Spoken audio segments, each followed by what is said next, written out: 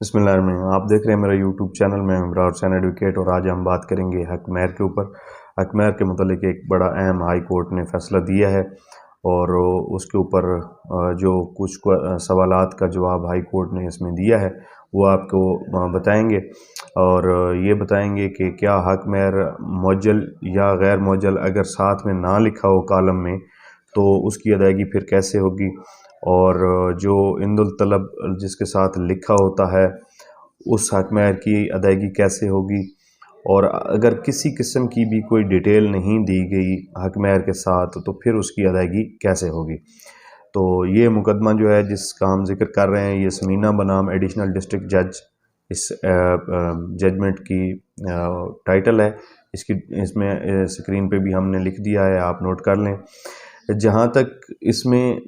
فیصلہ کی بات ہے تو اس میں 2-3 کوسچنز جو ہیں وہ ڈیسائیڈ کیے گئے ہیں۔ ایک تو اس میں یہ کہ تحریر شدہ ہو کہ عند الطلب ادا ہوگا تو پھر کیا وہ حق مہر معجل ہوگا یا غیر معجل ہوگا، اور اگر کوئی چیز تحریر ہی نہ ہو کہ حق مہر معجل ہے یا غیر معجل، نکاح نامہ کے کالم نمبر 13 میں اس مقدمہ میں کچھ بھی نہیں لکھا گیا تھا، تو اس حوالے سے ہائی کورٹ نے بتایا ہے کہ کیا ہوگا۔ تو ہائی کورٹ نے اپنے فیصلے میں کہا ہے کہ اگر کہیں نکاح نامہ میں حق مہر لکھا ہوا ہے اور اس کے ساتھ اسپیسیفکلی یہ نہیں لکھا گیا کہ وہ معجل ہے یا غیر معجل ہے، تو بلکہ صرف یہ لکھا ہوا ہے کہ عند الطلب ہے، تو تب یہ حق مہر غیر معجل صرف شادی کے ختم ہونے پر قابل ادائیگی نہیں ہوگا۔ یعنی یہ پھر حق مہر غیر معجل ایسا نہیں ہوگا کہ جس کے لیے طلاق یا خاوند کا فوت ہونا ضروری ہوتا ہے وصولی کے لیے، بلکہ یہ حق مہر آن ڈیمانڈ ادا کرنا ہوگا، اور دوران نکاح یا شادی کی ایگزسٹنس کے دوران جب میاں بیوی کا نکاح ہو آپس میں، اس وقت بھی جو ہے بیوی خاوند سے یہ طلب کر سکتی ہے اور وصول کرنے کا حق رکھتی ہے۔ جہاں پر یہ تحریر شدہ ہو عدالت نے کہا کہ حق مہر عند الطلب اور آگے کوئی ڈیٹیل نہ ہو کہ معجل ہے یا غیر معجل، تو پھر عدالت نے کہا کہ ایسی بحث کا کوئی فائدہ نہیں ہے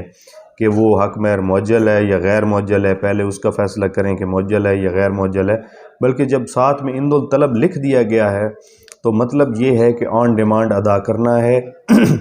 جب بھی بیوی ڈیمانڈ کرے۔ اب وہ ڈیمانڈ جو ہے اس کی، وہ اگر دوران شادی یا دوران نکاح جب دونوں فریقین کا آپس میں نکاح ابھی تک ہے، طلاق بھی نہیں ہوئی، خاوند فوت بھی نہیں ہوا، تو وہ اس وقت بھی کر سکتی ہے اور وصول کرنے کا حق رکھتی ہے۔ اس مقدمہ کے کالم نمبر 13 میں نہیں بیان کیا گیا تھا کہ حق مہر غیر معجل ہے یا معجل ہے، تو پھر اس فیصلہ میں ہائی کورٹ نے مختلف اور فیصلوں کا ذکر کیا اور کہا کہ یہ جو فیصلے ہیں ان فیصلہ جات میں حق مہر کو اسی طرح کا حق مہر لکھا ہوا تھا جس کے ساتھ عند الطلب صرف لکھا ہوا تھا، یہ نہیں لکھا ہوا تھا کہ معجل ہے یا غیر معجل، تو عدالت نے اسے پرومپٹ ڈاور ڈکلیئر کیا اور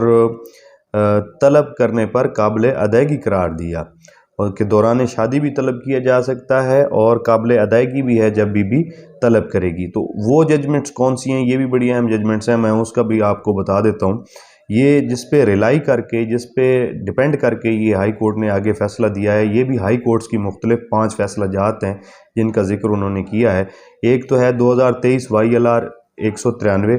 دوسرا ہے 2022 YLR 2067، تیسرا ہے PLD 2015 لاہور 405، چوتھا ہے PLD 2015 بلوچستان 26، پانچواں ہے 2015 YLR 2375۔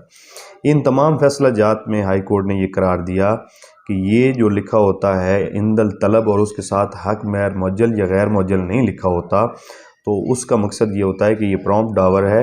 اور اس کو جب بھی بیوی ڈیمانڈ کرے گی طلب کے اوپر قابل ادائیگی ہوگا،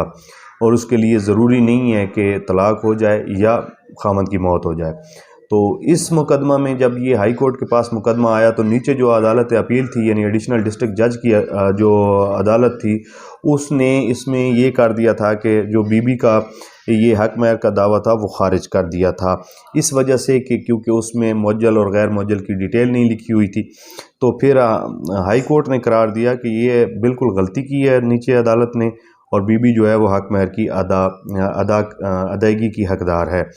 اب اس فیصلہ میں سیکشن 10 مسلم فیملی لا آرڈیننس کا بھی ذکر کیا گیا ہے،